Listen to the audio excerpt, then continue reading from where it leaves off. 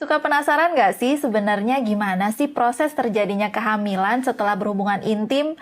Apa iya habis pasangan ejakulasi di dalam langsung jadi gitu? Ya sebenarnya nggak segampang itu sih. Bisa dibilang kalau proses yang harus dilalui sel sperma agar bisa berhasil membuahi sel telur pada wanita tuh cukup berliku dan panjang. Penasaran gimana prosesnya? Yuk tonton video ini sampai selesai.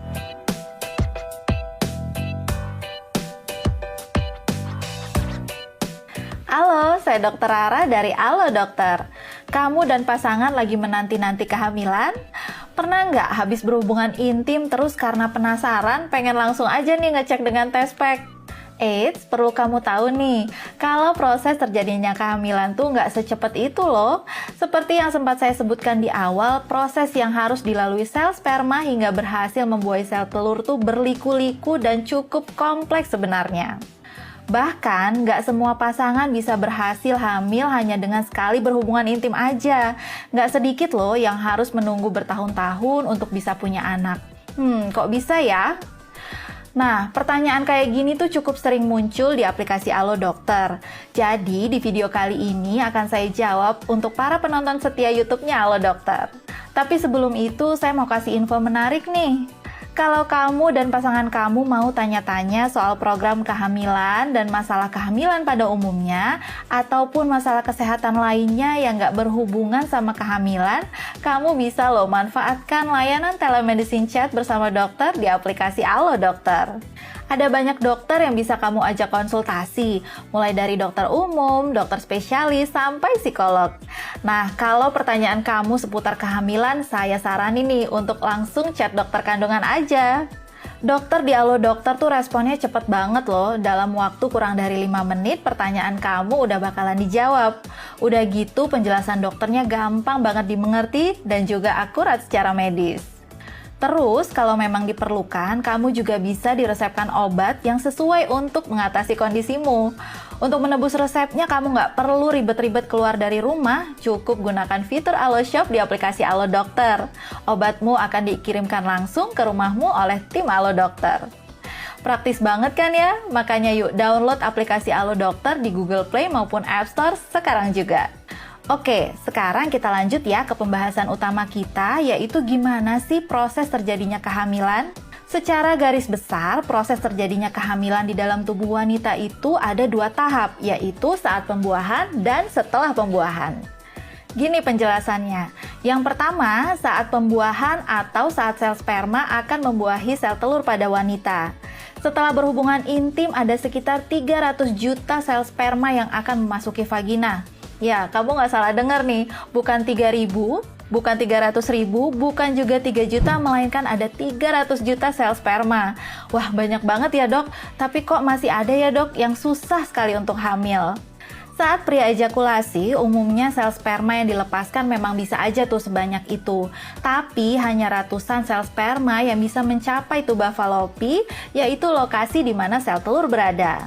Dari ratusan sel sperma tersebut pun hanya ada 1 sperma yang berhasil bertemu dengan sel telur. Bayangin nih, dari berjuta-juta hingga hanya sampai ratusan, terus yang berhasil juga hanya 1 sel sperma. Sel sperma ini memang saling berlomba-lomba satu sama lain untuk mencapai sel telur dan membuahinya. Kalau dipikir-pikir jadi kayak para pria yang lagi sama-sama berjuang untuk mendapatkan satu wanita ya.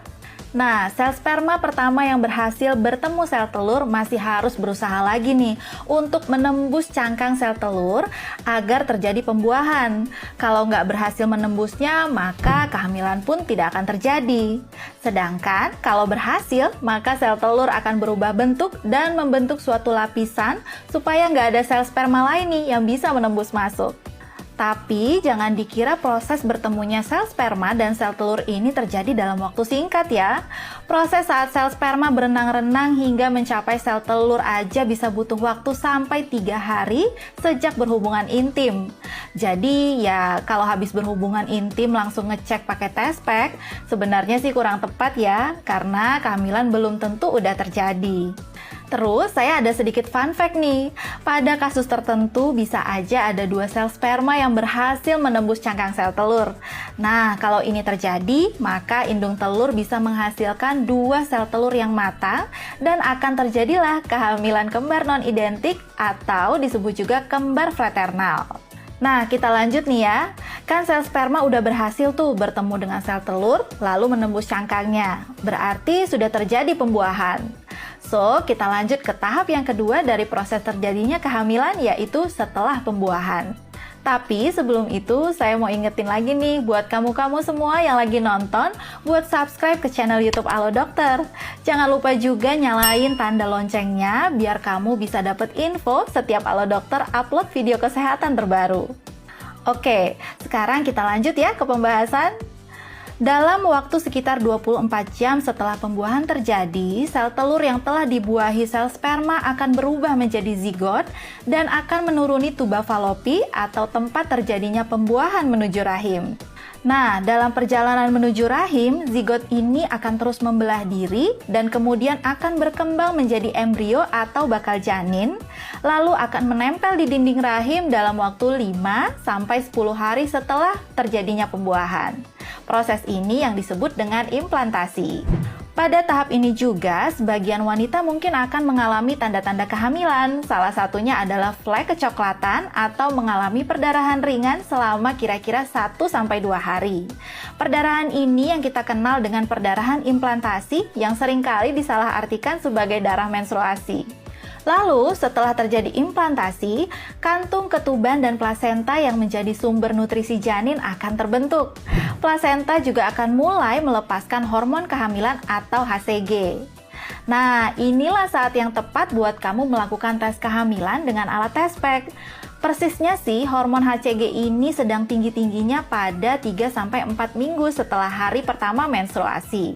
Jadi, kalau pertanyaannya kapan nih dok sebaiknya memeriksakan kehamilan menggunakan Tespek? Saran saya sih tunggu sampai sudah telat haid seminggu ya. Kalau lebih cepat, khawatirnya itu jadi negatif palsu nih. Dikira nggak hamil, padahal sebenarnya belum terdeteksi aja hormon HCG-nya. Kemudian, kalau hasil Tespekmu positif, ada baiknya periksakan diri ke dokter kandungan ya, tentunya untuk memastikan kehamilan. Soalnya ada kasus di mana seorang wanita yakin banget kalau dia lagi hamil sehingga memicu tubuhnya untuk memproduksi hormon HCG. Padahal sebenarnya dia nggak hamil. Nah, kondisi ini disebut dengan kehamilan palsu.